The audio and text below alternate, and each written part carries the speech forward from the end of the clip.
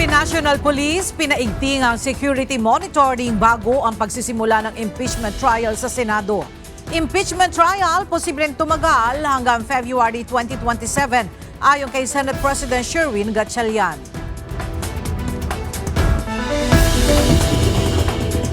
Lahat ng klase at on-site activity sa Batangas City Integrated High School sinuspindi dahil sa mga ulat ng shooting threats sa paaralan. House Basic Education Committee nakukulangan sa safety protocols ng Department of Education.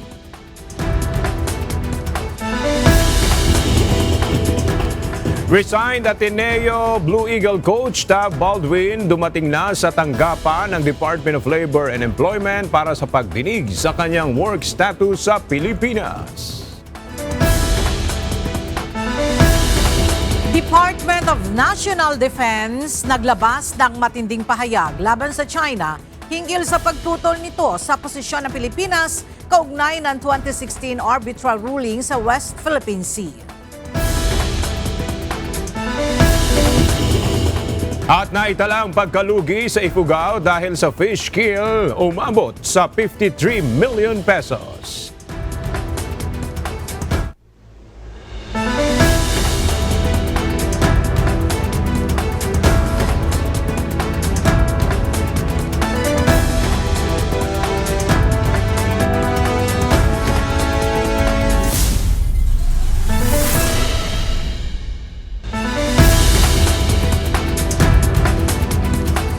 Magandang tanghali mga kasangbahay. Ngayon po ay araw ng Lunes, June 29, 2026. Tayo po ay sabayang napapakinggan sa Radyo La Verdad 1350, ang UNTV Radio. At una sa mga balita ngayong tanghali.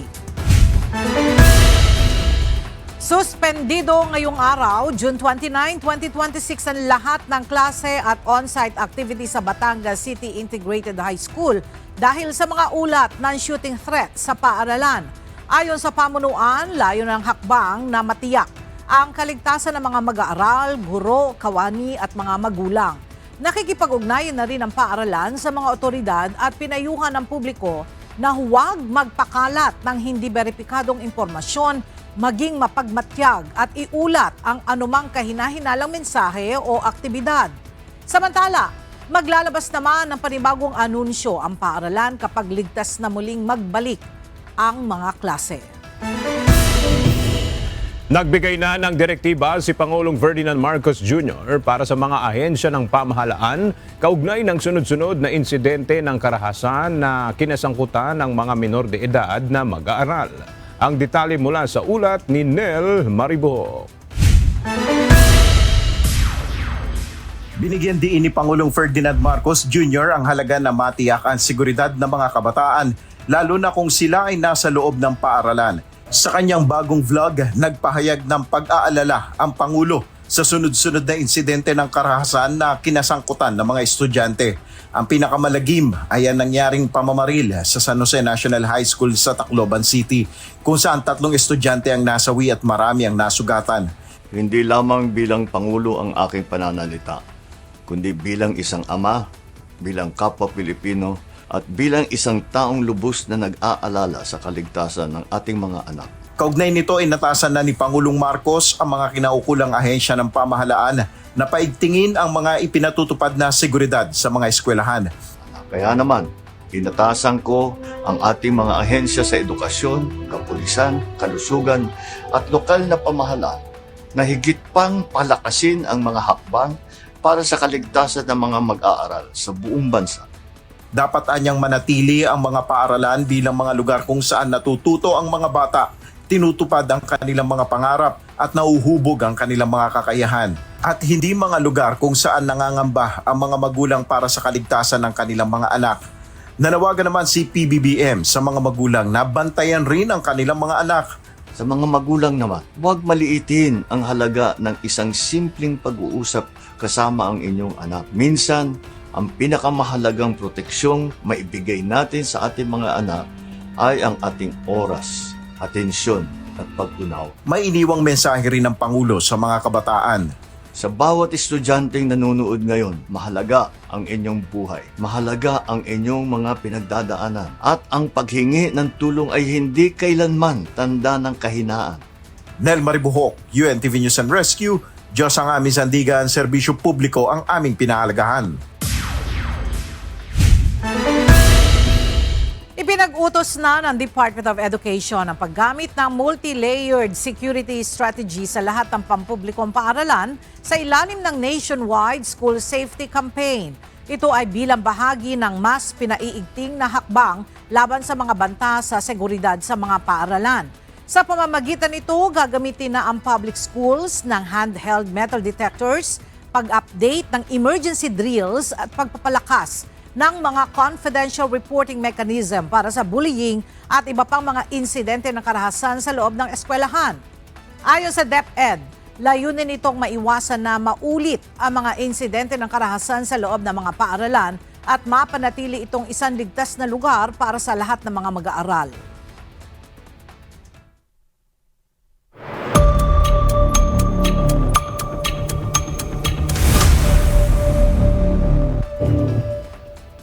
Nasa Senate Impeachment Court ang desisyon kung ipatatawag ang dating sheriff na nais ng prosekusyong tumistigo laban kay Vice President Sara Duterte.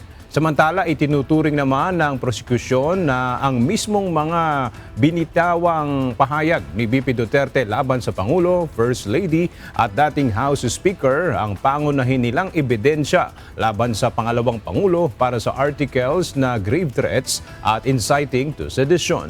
May ulat si Rosa Licos. May panawagan ang dating Davao City Court Sheriff na si Abe Andres matapos makumpirmang kabilang siya sa nais ng House Prosecution Team na maisalang bilang testigo sa impeachment trial kay Vice President Sara Duterte. Apela nito, huwag siyang idamay sa anumang usaping pampulitika. Anya, simula pa noon naninindigan nitong hindi na magbigay ng anumang komento hinggil sa insidenteng naganap ng siya pa ay nanunungkulan bilang Sheriff 4 ng Regional Trial Court.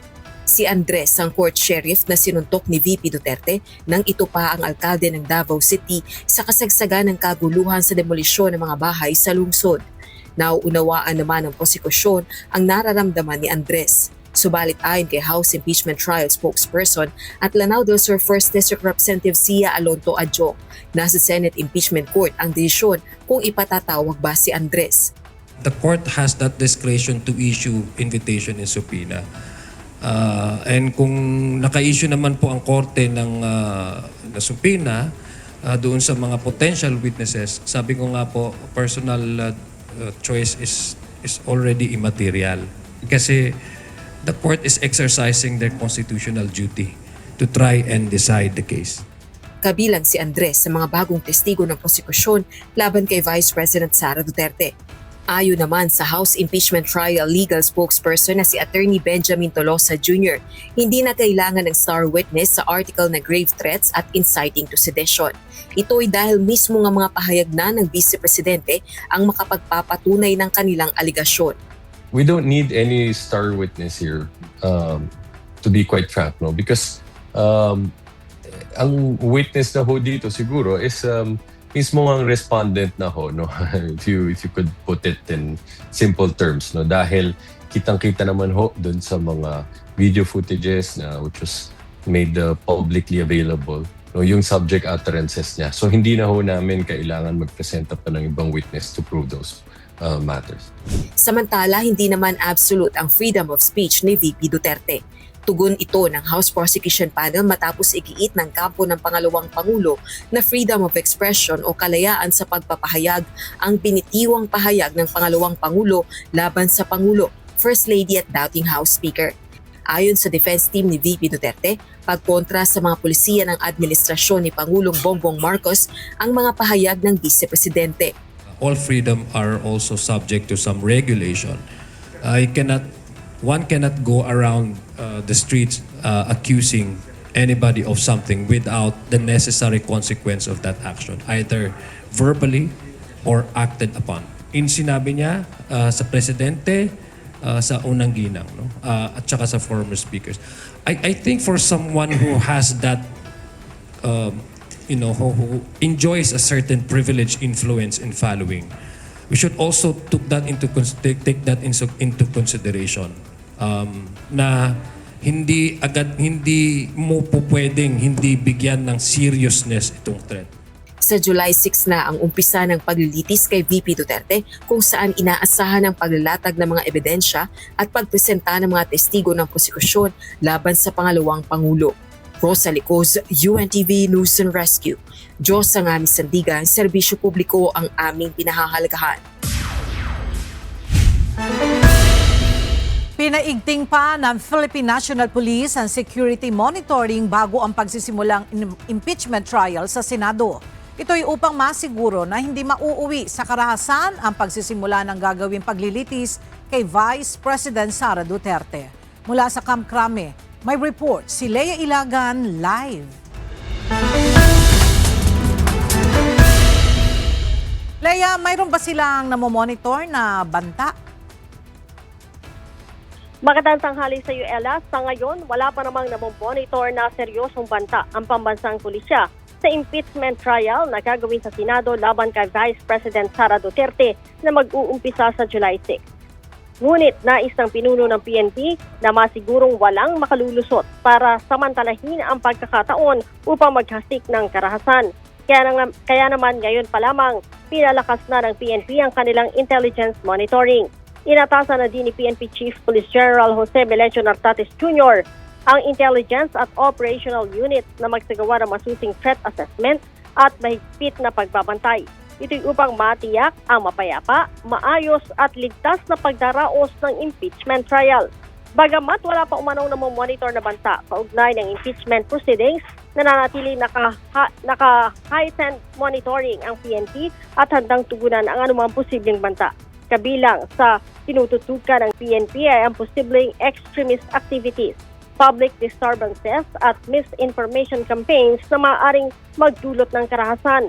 Mahigpit ding nakikipag-ugnay ng PNP sa Senado at iba pang ahensya ng pamahalaan upang matiyak ang maayos at payapang paglilitis. Nanawagan din si General Nartates sa publiko na manatiling kalmado, igalang ang batas at mapayapang gamitin ang kanilang mga karapatan habang tinitiyak na mananatiling patas ang PNP sa pagpapanatili ng kapayapaan at kaayusan. Ella? Maraming salamat, Leia Ilagan. Puspusa na ang ginagawang paghahanda ng Senado para sa inaasahang pagsisimula ng impeachment trial ni Vice President Sara Duterte sa susunod na linggo. May tinitignan na rin silang timeline kung hanggang kailan ang tatakbo ang paglilitis sa pangalawang Pangulo. Mula sa Senado, may detalye si Jed Neresina live. Jed, anong timeline yung pinaghahandaan ng impeachment court para sa nasabing trial? Aga 7 hanggang 8 buwan yung tinitingnang schedule o tinatayang itatagal nitong impeachment trial ni Vice President Sara Duterte. Ayon kay Senate President Sherwin Gatchalian, ito yung kanilang pinaghahandaan kasabay na rin ng kanilang trabaho sa Senado o yung kanilang legislative works. Matapos ang 5 araw na pre-trial conference noong nakaraang linggo, inaasahan na ngayong araw ang paglalabas ng pre-trial order. Ayon kay Senate President Sherwin Gatchalian, aminado sila na mahigpit na ang schedule para sa nasabing paglilitis. Ngunit sisikapin nilang matapos lahat ng preliminaries para sa itatakdang pagsimula ng trial sa July 6. Dagdag ni Senator Gatchalian, magkakaroon sila ng dry runs para sa mga setup na kinakailangan sa nasabing paglilitis gaya ng security upang makita kung ano pa ang kailangan nilang ayusin at paghandaan. Samantala, ayon pa kay SP Gatchalian, tansya nila na posibleng umabot sa 7 hanggang 8 buwan ang impeachment trial. Kaya kung sisimulan ito sa Hulyo ay inaasahang matapos aniya ito sa Pebrero sa susunod na taon.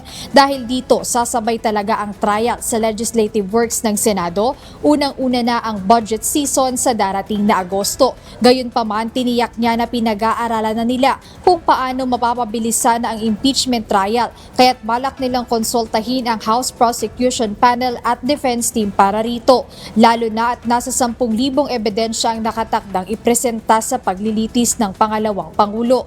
Kaugnay naman ng seguridad, hanggang sa ngayon ay ipinatutupad pa rin ang heightened security measure na nagsimula noong June 4. Una, patuloy ang ating pakikipagtulungan sa ating security agencies upang mapanatiling ligtas ang ating institusyon. Pangalawa, papayagan na ng Senado ang pagpasok ng mga bisita alinsunod sa Visitor Management System na ipinapatupad ng USAA. Aga kaugnay nito, nabanggit na rin noong nakaraan ng Clerk of Court na isasagawa yung impeachment trial ng Lunes, Martes, Miyerkules na magsisimula ng 2:00 ng hapon. Kaya aminado si Senate President Gatchalian na mabigat talagang trabaho itong impeachment trial dahil hindi lang naman ito yung kanilang kinakaharap dito sa Senado dahil ayon kay SP Gatchalian, kailangan din nilang pagtuunan ng pansin yung mga panukalang batas na kailangan nilang amyendahan at isabatas. Kaya dahil dito, nakatakda niyang kausapin yung mga kapwa niya senador nang sa ganon ay malaman nila kung ano yung mga batas na kailangan nilang i-prioritize kasabay nga nitong pag-aasikaso o pag-aaral ng mga dokumentong may kaugnayan sa impeachment trial ni Vice President Duterte. Balik sa'yo, Aga. Maraming salamat, Jed Neresina. Natapos na ng National Bureau of Investigation ang pag-iimbestiga sa pagkamatay ng 2 student athlete ng Ateneo de Manila University na sina Rene Baterbonia at Divine Adili. Noong Biyernes, dumating sa NBI Homicide Division ang presidente ng Ateneo na si Roberto Yap. Matatandaan na ipinatawag ito ng NBI upang alamin kung alam at inaprobahan ng pamunuan ng universidad ang ginawang team building activity sa Dipakulaw, Aurora noong June 8 kung saan nalunod ang 2 basketballista. Binigyan din ni ADMU President Yap na patuloy ang gagawin nilang pagtulong sa mga naulila ni Divine at maging sa pamilya ni Rene. Nanawagan ang Ateneo de Manila University sa publiko na itigil ang cyberbullying laban sa kanilang mga student athlete at team managers. Kaugnay ito ng pagkalat ng hindi beripikadong impormasyon at personal na pag-atake matapos ang pagkalunod ng 2 nitong varsity player na sina Rene Baterbonia at Divine Adili sa isang team building activity sa Dipakulaw, Aurora. Ayon sa pamantasan, marami sa mga pangalan at larawang kumakalat online ay pag-aari ng mga kabataang dumaraan sa mahirap na sitwasyon. Binigyang diin din ng Ateneo na hindi dapat mauwi sa pananakot, pang-insulto o online harassment ang pagbatikos kaugnay ng insidente. Hiniling nito sa publiko na iwasan ang pagbabahagi ng hindi beripikadong impormasyon at maging responsable sa paggamit ng social media. Patuloy naman ang investigasyon sa pagkasawi ng 2 atleta. Dumating ngayong umaga sa tanggapan ng Department of Labor and Employment si resigned Ateneo Men's Basketball Team Head Coach Thomas Anthony Tab Baldwin upang dumalo sa isinasagawang hearing ng kagawaran kaugnay ng nangyaring drowning incident na ikinasawi ni Rene Baterbonia at Divine Adili. Mula sa Maynila, ang detalya hatid ni Benedict Samson live. Benedict, ano ang layon ng hearing kung bakit ipinatawag ng DOLE si Tab Baldwin? Magandang umaga, Ella. Ayon kay Labor Secretary Francis Tolentino, ito ay upang kanila malaman ang mga detalye ng pagkakaroon nito ng legal na dokumento para makapagtrabaho siya sa Pilipinas. 10:00 kanina umaga nang dumating sa tanggapan ng Department of Labor and Employment si resigned Ateneo Men's Basketball Team Head Coach Thomas Anthony Tab Baldwin. Sa naturang hearing, kasama nito ang kanyang 2 legal counsel. Sa naturang pagdinig, inalam ng DOLE ang mga kaukulang dokumento o papeles na hawak ni Tab Baldwin para legal itong makapagtrabaho sa Pilipinas. Bilang isang American and New Zealand citizen, nararapat nila na mayroon itong Alien Employment Permit o AEP. Bukod dito, binusisi rin ni Secretary Tolentino ang mga umiiral nitong kontrata sa pagitan ni dito sinabi ni Baldwin noong taong 2025 ay muli siyang lumagda sa panibagong 3 years extension sa kontrata bilang consultant. Ella, sa July 9 naman ay pinatatawag ng DOLE ang employer ni Baldwin na nag-asikaso ng kanyang kontrata. At yan muna ang ating update mula rito sa Maynila. Balik sa inyo dyan, Ella. Maraming salamat, Benedict Samson. Tinatalakay ngayon sa House Basic Education Committee ang nangyaring mga karahasan sa loob ng paaralan sa bansa. Layo ng ginagawang pagdinig na makahanap ng mga paraan para sa mas maayos na seguridad sa mga mag-aaral. Ang detalye sa report ni Ivan Alvarez live. Evan, may mga solusyon na ba ang Department of Education patungkol sa mga nangyayaring insidente sa mga paaralan? Aga, ayon sa Department of Education, gagawin ng mandatory yung pag-i-inspect ng mga bag at pagkakaroon na din ng metal detector sa mga paaralan. Ito'y upang makita o malaman kung ano-ano bang mga gamit ang dinadala ng mga estudyante sa kanilang mga paaralan. Tinatalakay ngayon sa House Basic Education Committee ang nangyayaring mga karahasan sa mga eskwelahan sa bansa. Ilan sa mga ito ay ang nangyaring pananaksak sa isang paaralan sa Cavite, pati ang nangyaring shooting incident na ikinasawi ng ilang mag-aaral sa Tacloban City. Ayon sa Department of Education, noong mga nakaraang academic year ay marami ng violent incident ang naire-report sa kanilang tanggapan. Ngunit pinakamalala na umano ang nangyari sa Tacloban. Batay sa naging pagtalakay sa komite, mayroong nai-report na estudyante sa National Capital Region na nagdala ng baril sa loob ng paaralan noong October 2025, habang may katulad ring insidente sa Batangas nito lamang February 2026.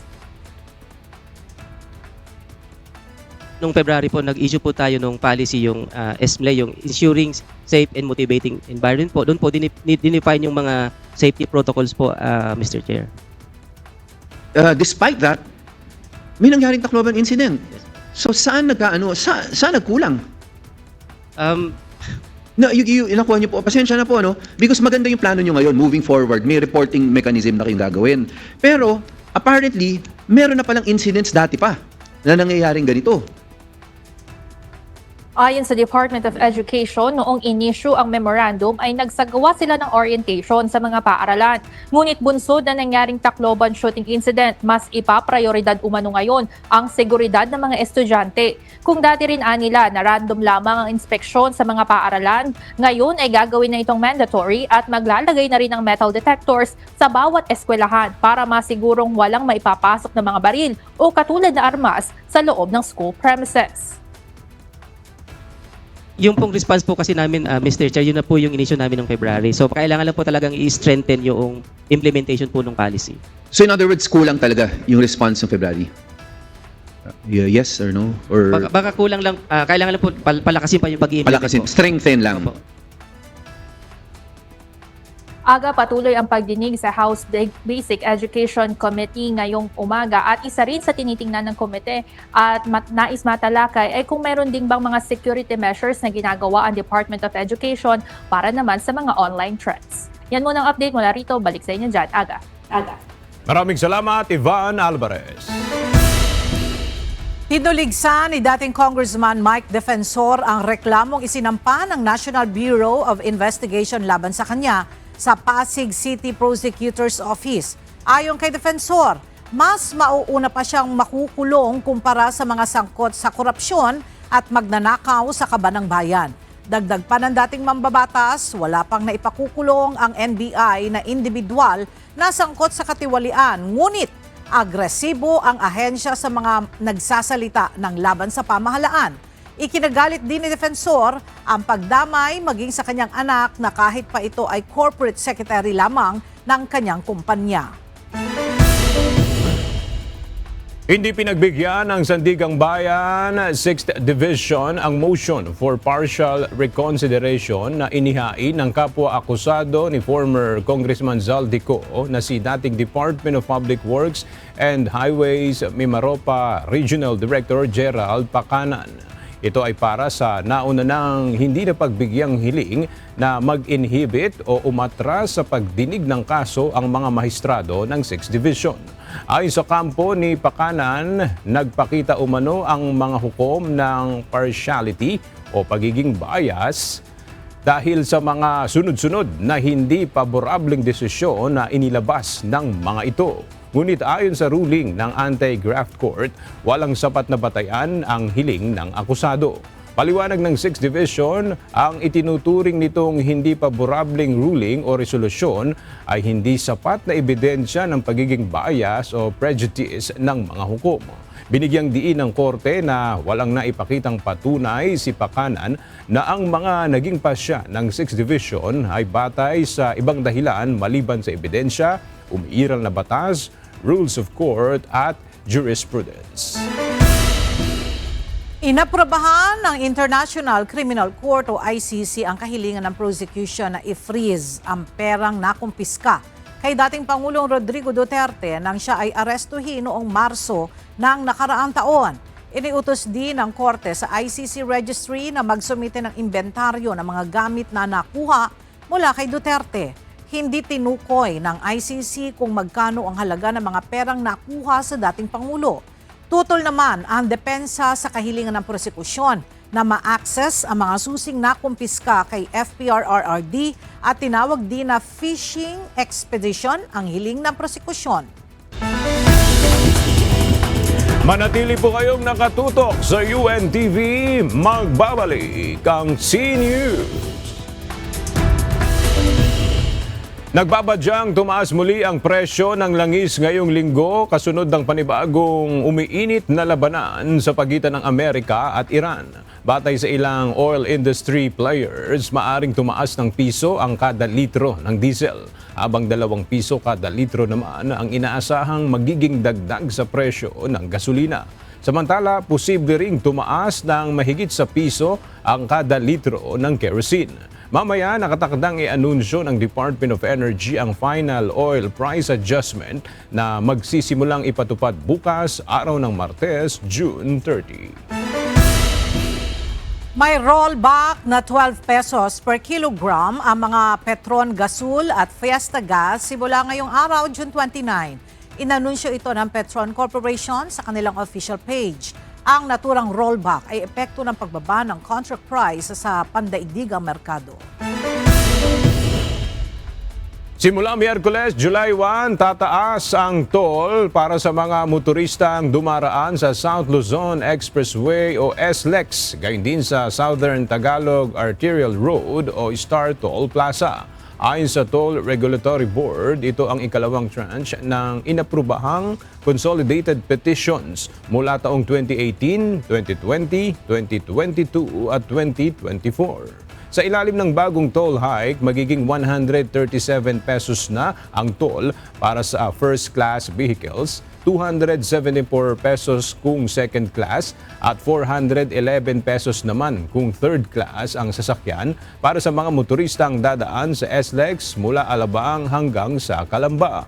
Samantala, para naman sa mga sasakyang mula Calamba hanggang Santo Tomas, 37 pesos na ang bayad para sa first class na mga sasakyan, 74 pesos kung class 2 at 111 pesos naman kung class 3 vehicles. Para naman sa mga motorista na dadaan sa Star Tollway mula Santo Tomas hanggang sa Lipa, 64 pesos ang bayad kung class 1, 128 pesos kung class 2 at 192 pesos naman ang toll kung class 3. Sa mga magmumula naman ng Lipa hanggang Batangas City, 57 pesos na ang bayad para sa Class 1, 114 pesos kung Class 2 at 171 pesos kung Class 3 ang sasakyan.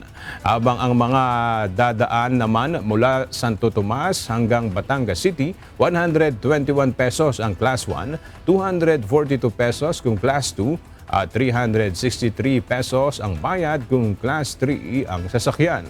Paliwanag ng TRB, makatutulong ang toll hike para mapondohan ang operasyon at maintenance ng mga expressway at masiguro ang maayos at convenient na pagbiyahe ng mga motorista. Suspendido ang operasyon ng isang electric vehicle o EV taxi company matapos masangkot sa viral robbery prank. Ayon sa Land Transportation Franchising and Regulatory Board o LTFRB, 30 araw na ipinatigil ang operasyon ng Green and Smart Mobility Philippines.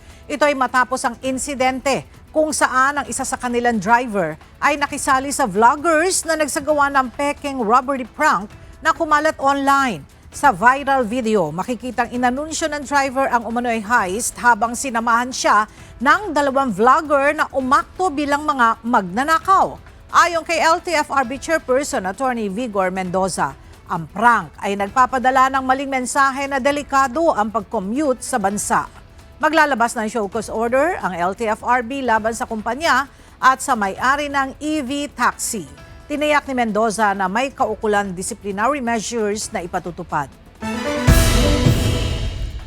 Mas pagtitibayin pa ng Philippine National Police at ng Department of Environment and Natural Resources ang koordinasyon at alyansa ng 2 ahensya. Ito ay para sa proteksyon ng mga kagubatan laban sa mga iligal na magtotroso at minero.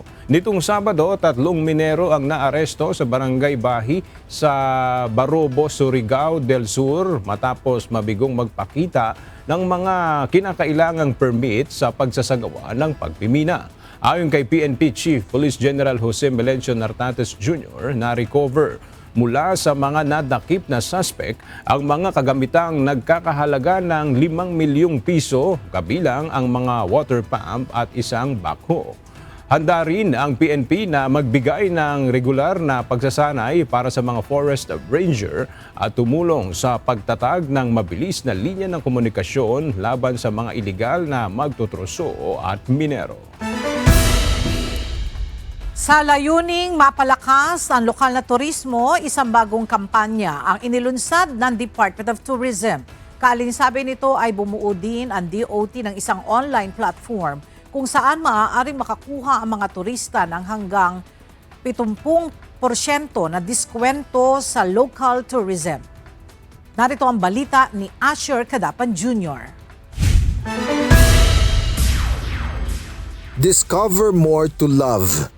Ito ang isang bagong kampanya na inilunsad ng Department of Tourism o DOT na nakatuon sa pagpapalakas ng lokal na turismo sa bansa. Paliwanag ni Tourism Secretary Maria Bernardita Angara Mathay, halos 3 trilyong piso ang naging ambag ng domestic tourism sa ekonomiya noong nakaraang taon. Sumusuporta ito sa tinatayang 7.7 million na trabaho sa buong bansa. Ayon kay Secretary Matay, mahalaga na mapanatiling masigla ang sektor ng turismo sa gitna ng mga panlabas na hamon tulad na lamang ng pagtaas sa presyo ng langis at sigalot sa Middle East. Love the Philippines is still our national tourism brand. Discover More to Love is not a new brand. It is a domestic tourism campaign under that same brand, created to encourage Filipinos to explore more of our own country and discover even more reasons to love the Philippines. Ayon pa sa DOT, nailunsad ang kampanyang ito sa layuning mahikayat ang ating mga kababayan na bisitahin ang iba pang mga tourist destination sa bansa kapag off-peak season. Kaugnay nito, bumuo rin ang DOT ng isang shared online platform na inasang makapagbibigay sa mga turista ng mas maraming pagpipilian na tourist destinations at kaakibat na aktibidad sa kanilang biyahe. Layon din ng website na magbigay ng mapagkakatiwalaang impormasyon at isang sentralisadong platform para sa travel deals. Umaasa ang DOT na mas mapalalakas pa nito ang pagbiyahe ng mga Pilipino at ang kabuhayan ng mga nakasalalay sa turismo. Let's take advantage of the desire of the people to travel anyway. Pero kayo dun sa industriya, magtulong kayo sa amin because everyone's on a budget. So nagulat na lang kami, everyone went and say we will offer as much as 70% discount, no? So ang mga they all supported DOT to offer discounts for all across the board, from the airlines to the resorts to the hotels, even mga department stores or mga retail shops. So nagulat kami, ang ganda ng show support. So that's where we started our Discover the Philippines. Inatasan ng DOT Secretary ang mga regional director ng kagawaran na makipag-ugnayan sa mga tourism stakeholder upang matukoy at paunlarin ang mga tinaguriang hidden gems sa kanilang lugar. Asher Kadapan Jr., UNTV News and Rescue. Diyos ang aming sandigan, serbisyo publiko ang aming pinahahalagahan. Nakatakdang umalis si Pangulong Ferdinand Marcos Jr. papuntang Canada para sa official visit simula July 1 hanggang July 4, 2026. Makikipagpulong si Pangulong Marcos Jr. kay Canadian Prime Minister Mark Joseph Carney upang talakayin ang iba't ibang kooperasyon. Kabilang narito ang may kinalaman sa defense, security at trade and investments. Isusulong rin ni PBBM ang iba't ibang oportunidad sa Pilipinas sa kanyang pagharap sa business leaders at investors ng Canada. Naglabas ng pahayag ang Department of National Defense o DND laban sa Chinese Embassy matapos ang palitan ng posisyon ng Pilipinas at China sa usapin ng 2016 arbitral ruling. Ayon kay Defense Secretary Gilberto Teodoro Jr., ipinakikita umano ng pinakahuling pahayag ng China ang tunay nitong pagtingin at pakikitungo sa Pilipinas. Makibalita tayo kay Ryan Lacanlale live. Ryan, ano ang naging ugat ng reaksyon ng DND laban sa China? Ella, nagsimula ang issue matapos maglabas ang Department of Foreign Affairs ng pahayag tungkol sa 2016 arbitral ruling.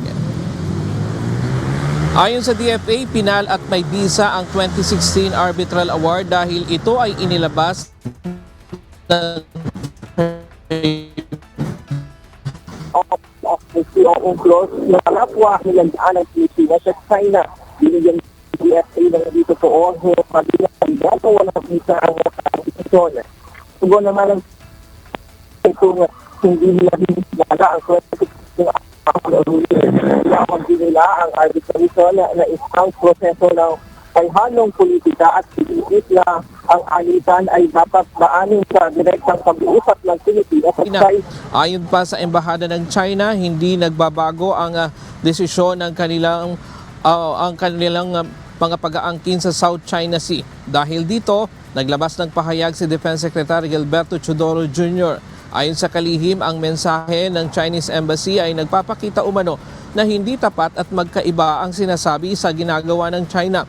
Tinuligsan rin ito ang anilay mapandinlang at mayabang na paraan ng pagtugon ng Chinese Embassy sa posisyon ng Pilipinas.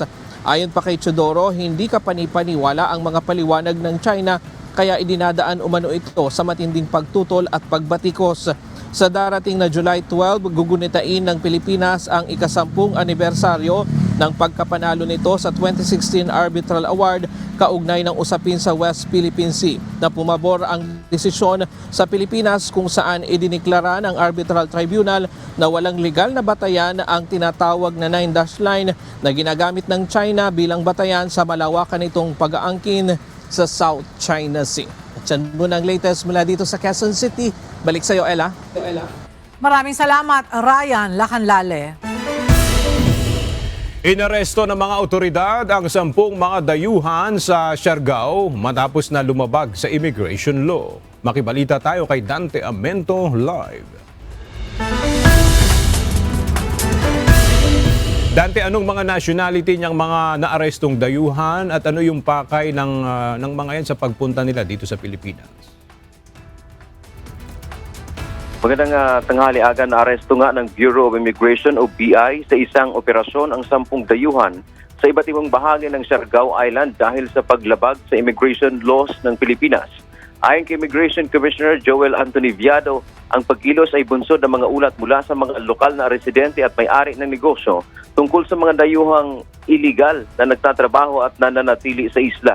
Binigyang diin na ang kooperasyon ng komunidad ay naging susi sa tagumpay ng nasabing operasyon upang mapanatili ang integridad ng Siargao bilang isa sa mga pangunahing destinasyon ng turista.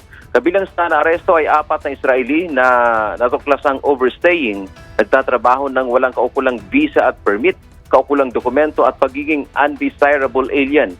May isang Moroccan na nahaharap sa mga kasong paglabag sa immigration bilang undesirable alien matapos ang mga nakaraang pagkakaaresto dahil sa assault, resistance at iba pang paglabag. Isang Australian na 9 na taon na itong overstaying sa Pilipinas habang nagtatrabaho sa isang hotel sa Siargao. Isang Nigerian at 2 Chinese na nadakip sa overstaying at pagkakaroon ng mga record sa blacklist dahil sa mga naunang paglabag sa immigration. Nagbabala si Commissioner Viado na bagamat malugod na tinatanggap ng Pilipinas ang mga turista at mamumuhunan dito sa bansa, hindi pahihintulutan ang mga dayuhang umaabuso sa pribilehiyong manatili sa bansa sa pamamagitan ng paglabag sa mga batas. Ang mga nadakip ay kasalukuyan ng nakapiit sa detention facility ng DI sa Maynila habang sumasailalim sa kaukulang immigration proceedings para sa kanilang deportasyon. Yan mo na ang ating update. Balik sa iyo, Aga. Maraming salamat, Dante Amento.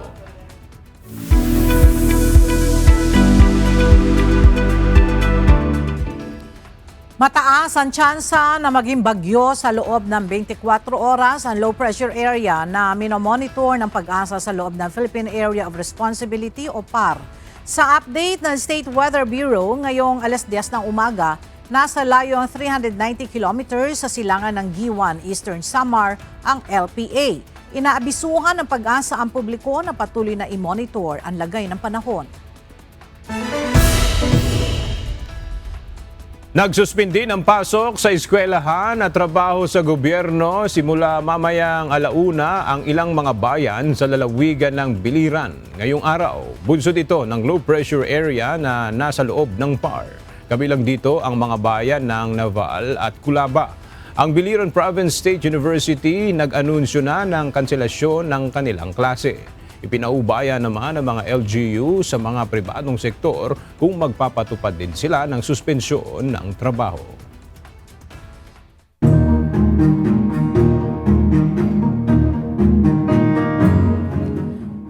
Patuloy na binabantayan ng Bureau of Fisheries and Aquatic Resources o BFAR ang sitwasyon sa Magat Dam. Ito ay habang tinataya ang malawakang pinsala ng fish kill na tumama sa mga fish cage. Alamin natin sa balitang yan ni Grace Doctolero live. Grace, gaano nakalala ang sitwasyon ng mga fish cage operators sa Magat Dam matapos ang malawakang fish kill?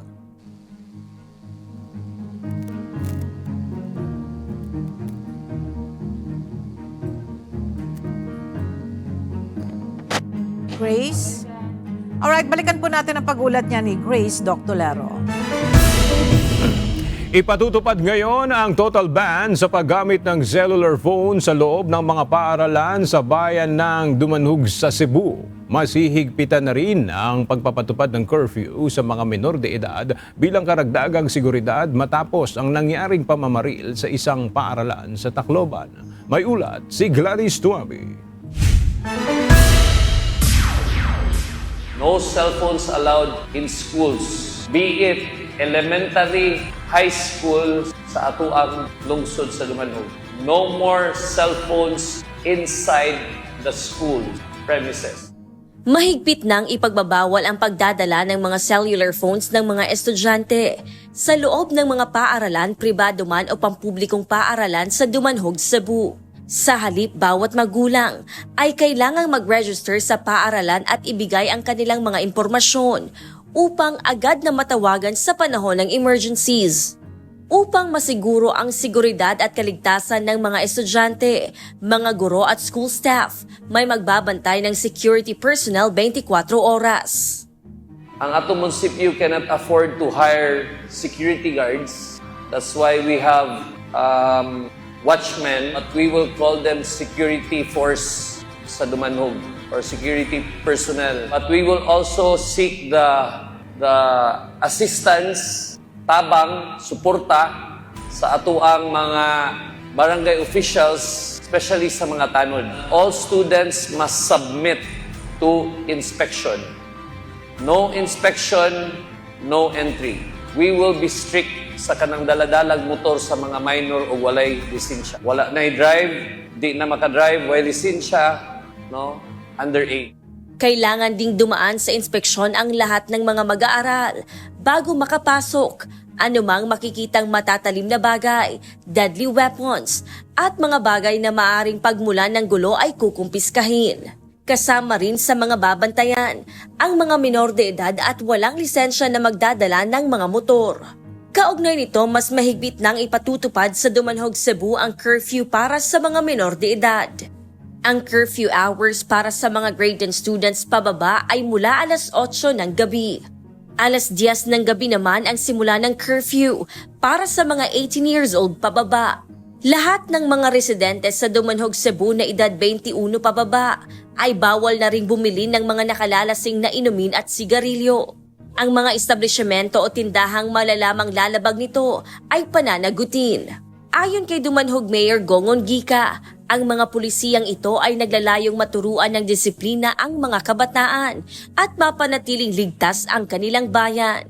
I'm sorry. I don't know if you are all agreeable to this, but I want Dumanhog to be known na kitang atong mga bata disiplinado. But I'm encouraging you, you discipline your students. We have to be serious about this. Dili pwedeng maghuwat ta na nay mahitabo, susama sa nahitabo karon dito sa laing lugar nga usa pa ta molihok. Gladys Tuwabi, UNTV News and Rescue. Diyos ang aming sandigan, serbisyo publiko ang aming pinahahalagahan. Sumadsad sa critical low level na 160 meters ang tubig sa Angat Dam. Dahil dito, nagpahayag na ang Metropolitan Waterworks and Sewerage System na magkakaroon ng water service interruption sa mga consumers sa Metro Manila at karatig na probinsya. Mula sa Giginto, Bulacan, makibalita tayo kay Nestor Torres. Live! Nestor, gaano karaming tubig ba ang nababawa sa Angat Dam sa araw-araw at kailan naman inaasahang ipatutupad ang water service interruptions? Magandang tanghali. USS Manager, bagamat may mga naranasan na rin na mga pag-ulan sa dam, hindi pa rin ito nakatulong para tumaas ang level ng tubig. At para naman makatipid sa tubig, pagpasok naman ng buwan ng Hulyo, asang magkakaroon ng water service interruption sa mga consumer lalo na sa Metro Manila. Sumadsad na ngayon araw sa 160.68 meters ang water level sa Angat Dam sa Bulacan. Ayon kay Engineer Patrick Dizon, MWSS Department Manager. Bagamat may mga naranasan na rin pagulan sa dam, hindi ito nakatulong para tumaas ang level ng tubig. Sa darating na Hulyo ay magkakaroon ng rotational water service interruption ang MWSS sa mga consumer ng Metro Manila, bahagi ng Bulacan, Rizal at Cavite. Ever man po na patuloy yung pagbaba ng level ng ating tubig, ang worst case scenarios po na pwede po nating ma-experience ay ang pagkakaroon po ng tinatawag po nating mga rotational na water interruption. Pero mostly po kapag gabi naman po ito at sinisigurado na din po natin na yung nangyari po noong 2019 kung saan po na pumipila po yung ating pong mga customers po sa daan ng ilang araw ay hindi na po natin ma-experience po ito dahil nga po ay meron na po tayong mga augmentation measures na na-implement na po natin simula pa po noong 2019. Para makapag-imbak naman ng tubig sa Angat Dam, nangangailangan ito ng tuloy-tuloy na malakas na pagbuhos ng ulan, dala ng bagyo o kaya naman ay low pressure areas. Sa sitwasyon ng dam, natutuyo na ang paligid nito. Pakiusap ni Engineer Patrick Dizon, sa ngayon, kailangan ng palaging magtipid at huwag mag-aksaya ng tubig. Yung ating pong panawagan, patuloy po na i-practice po itong tinatawag po nating wise na paggamit po ng tubig dahil marami po tayong pwedeng gawin na po dito ay bawasan po natin yung oras po ng paliligo, papatayin yung gripo habang nagsisipilyo at ayusin po agad yung mga tagas po ng ating pong mga tubo. At isa na din po sa mga tips po na pwede natin maibigay ay gamitin po yung gray water o yung tinatawag po natin na pinagbanlawan o pinagpugasan po sa pagbuhos po ng ating pong mga CR at paglinis na rin po sa labas ng bahay. Sa ngayon, nasa 500 centimeters ang nababawas kada araw sa Angat Dam. Posible itong mabawasan kung magtutuloy-tuloy ang epekto ng El Nino sa bansa. Yan po nating latest live mula dito sa Bulacan. Ella? Maraming salamat, Nestor Torres. Balikan po natin ang ulat ni Grace Doctolero hinggil sa nararanasang fish kill sa Ifugao. Yes, Grace. Yes, lubhang apektado na nga ang fish cage operator sa Magat Dam matapos ang malawakang fish kill na tumama sa ilang bahagi ng Ifugao at Isabela. Umabot na sa halos 53 milyong piso ang tinatayang pagkalugi ng mga fish farmers sa bahagi ng Ifugao pa lang habang patuloy na binibiripika ang lawak ng pinsala sa iba pang apektadong lugar. Ipinaliwanag ng BFAR na ang patuloy na pagtaas ng temperatura dahil sa El Nino ang nagpababa sa water level ng Magat Dam na nagresulta sa kakulangan ng dissolved oxygen na kailangan ng mga isda. Dahil alam naman po natin na ito associated din ito sa El Nino, yung prolong na mataas na antas ng temperatura ng ating panahon. So ito yung naging dahilan kung bakit bumaba yung level ng tubig sa Magat Dam, na siya namang naging dahilan para bumaba yung dissolved oxygen. Dahil dito, patuloy ang paalala ng BFAR na agarang anihin ang maisdang maaari pang maisalba upang hindi na lumaki pa ang pagkalugi ng mga fish farmers.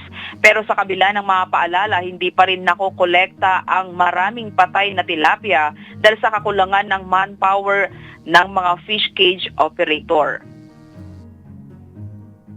Yes, ma'am, kasi gaya po namin, ma'am, nasa 20,000 kilos. Apat lamang po kami na nag-aasikaso doon. Hindi po namin kaya, ma'am, na itaas talaga yung isda po.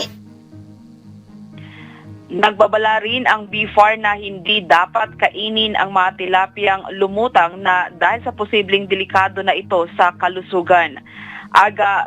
Samantala patuloy ang koordinasyon ng ahensya sa mga apektadong fish farmers para sa posibleng logistical support habang sinusuri ang kabuang pinsala ng insidente. Yan muna ang balita. Balik sa iyo, Aga. Maraming salamat, Grace Doctolero.